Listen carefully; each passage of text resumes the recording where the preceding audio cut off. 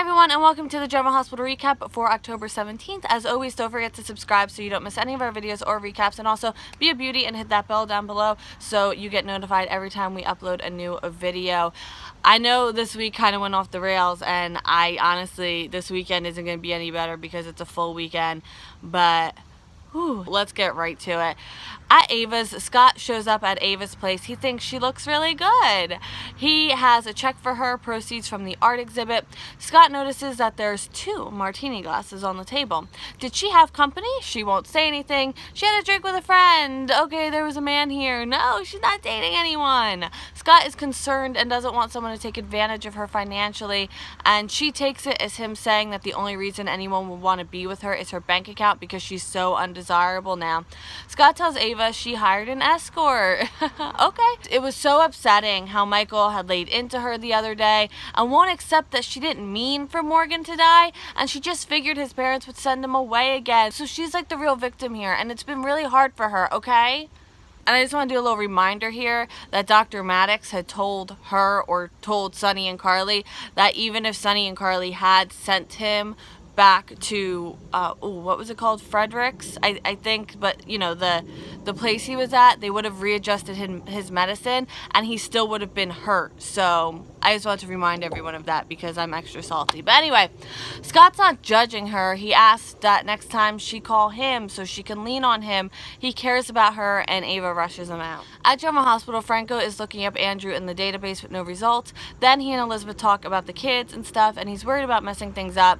Then they talk about Jason and the telling him about Drew. She thinks that this is eating at him and it'll go away if he just tells Jason the truth. He asks that she never go away, no matter what happens here. And then Scott texts him he's going to go meet him. Griffin brings Father Corey into his office to tell him his decision. He's no longer meant for the priesthood. Father Corey just won't accept it though. Griffin says he believed he was coming into the priesthood with a whole heart, but he's still figuring things out, and he cannot and does not want to resume his place in the priesthood with these kinds of things happening in his heart. Griffin says he broke his vows last night and he wouldn't change a thing. He can't repress his feelings for Ava. Father Corey wants him to get emotional distance before making this decision, but Father Corey won't stand in the way of his decision. He wishes all of his students were as honest with themselves as Griffin is being, and Griffin does intend to keep true to his faith.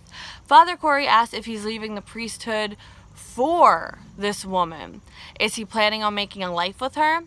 And Father Corey also knows Griffin will go on to do great things out of the priesthood. Griffin tells Elizabeth that he's leaving the priesthood, and she says she's sure it wasn't easy, but she's not surprised because of the way he was talking the other day.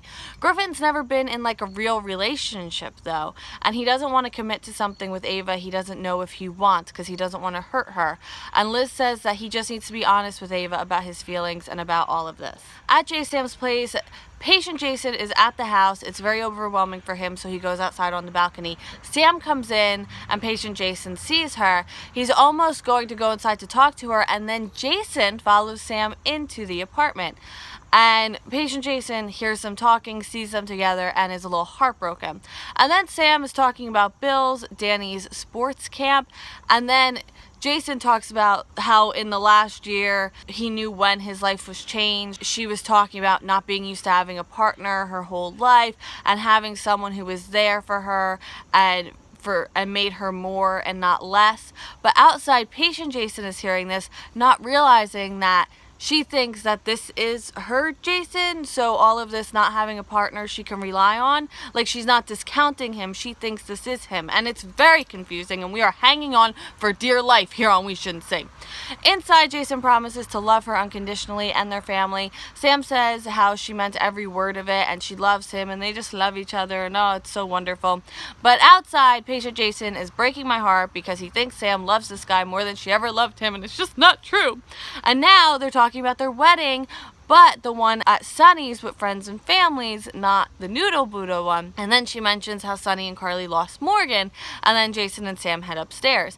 Patient Jason comes in from outside, heartbroken in a million pieces, by the way. He picks up her jacket and puts it on the other couch, and then he leaves. Sam gets a text from Alexis when they come back downstairs. Jason thinks maybe they should let Molly handle it if it's a rift between Alexis and Christina. Why does Sam always have to be the one piecing everyone back together? And Sam has this weird feeling though that she left something in one spot and it wound up in another spot, and it's just kind of weirding her out. And honestly, I wouldn't know that feeling in a million years because I don't even know where I put things to begin with.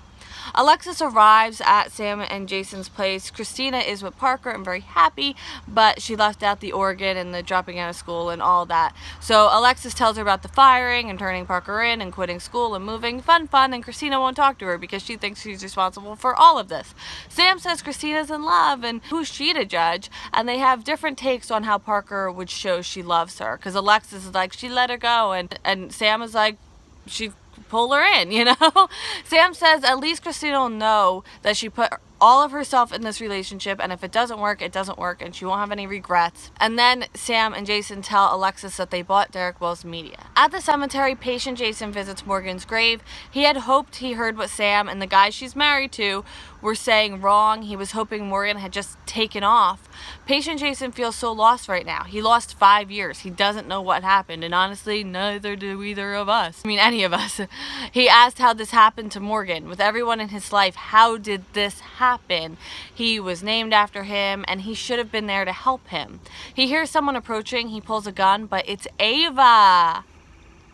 And he asks when she got back from Russia. She didn't recognize him initially, and he thanks her for her help. She tells him the doctor tried to kill her. Wait, why is that super scary spider right there? She says the doctor tried to kill her, but her friend saved her, and it's all good. And she flew home first class. She asks how he got here, and he says he had help. And she asks if he knew Morgan Corinthos. He says yes, she did too. He was a friend to her daughter. Ah, there's a super scary spider on my tripod. Go away. Ah! Alright, just go away. Be gone with you. Be gone with you. He asks Ava what happened to Morgan. How did he die? Ava says that there was an accident. It was quick. Morgan didn't feel any pain when it happened. He was troubled though, and Ava doesn't feel comfortable talking about it anymore. And he thanks her again for her help. He's going to find a place to lay low, and she offers her place. She can help him. He says he owes her. She says, let me help you again. You will pay me back by staying at my place. She wants to prove to herself she can do the right thing. Oh my god, the spider is on the tripod, and it is face level. Oh my god. Now end scene, but farther back here. Sam and Jason are investing in their future. Alexis is happy for them. Julian did the first decent, uncomplicated thing in a while by giving up Derek Will's media and letting them buy it.